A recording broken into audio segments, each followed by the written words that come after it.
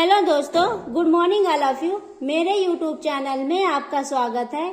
आज हम पढ़ेंगे बीए फर्स्ट ईयर का पेपर नंबर 2 जो है philosophical and sociological perspective of education. उसी के अंदर ये है टैगोर का शिक्षा दर्शन। कल की क्लास में हम पढ़े थे गांधी जी का शिक्षा दर्शन। आज हम पढ़ेंगे टैगोर जी का शिक्षा दर्शन। गांधी जी के शिक्षा दर्शन में हम पढ़े थे उनका अर्थ क्या था, उनका क्या आश्रम था, वो कोई भी सिद्धांत निकालते थे उसके पहले उसको खुद टेस्ट करते थे।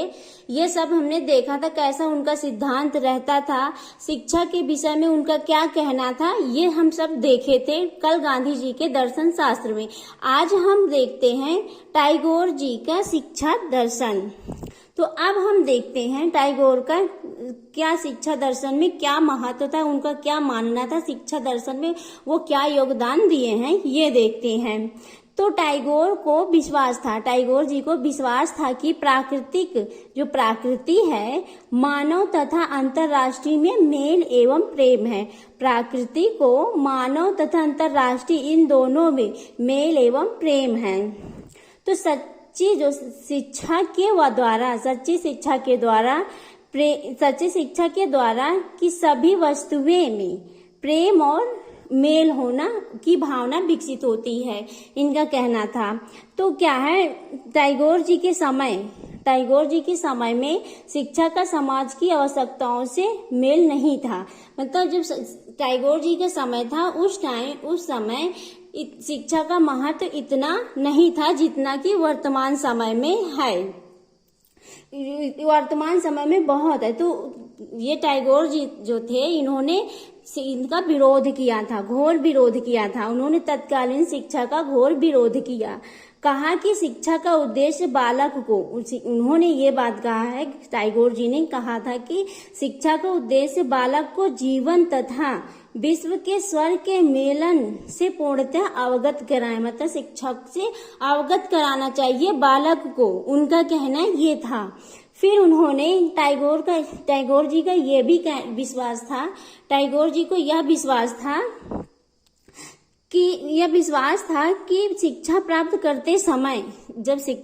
करते समय बालक को स्वतंत्र वातावरण मिलना परम आवश्यक है।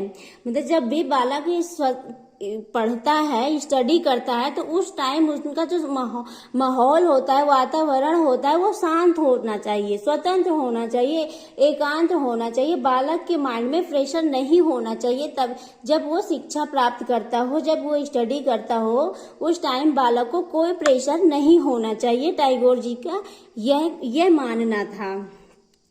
उन्होंने प्राकृतिक को बालक की शिक्षा का सर्वश्रेष्ठ साधन मानते हैं। जो टैगोर जी थे, प्राकृतिक को जब बालक का जो साधन होता है, शिक्षा प्राप्त करने का जो साधन होता है, प्राकृतिक को प्रमुख मानते हैं तथा सर्वश्रेष्ठ साधन मानते थे टैगोर जी ने अपना एक मत दिए हैं। उन्होंने अपना मत देते हुए यह कहते हैं कि इस प्रकार अपना मत दिए हैं कि प्राकृतिक के पश्चात, मतलब प्राकृतिक के बाद बालक को सामाजिक व्यवहार की धारा के संपर्क में लाना चाहिए। सामाजिक व्यवहार की धारा के संपर्क में लाना चाहिए। प्राकृतिक के बाद पहला साधन होता है प्राकृतिक, उसके बाद सामाजिक व्यवहार की धारा के संपर्क में लाना चाहिए, टैगोर जी कहते हैं। फिर इनका मानना था कि बालक के शिक्षा का साधन प्राकृतिक के बाद सामाजिक व्यवहार से होता है। ये टैगोर जी का कहना था।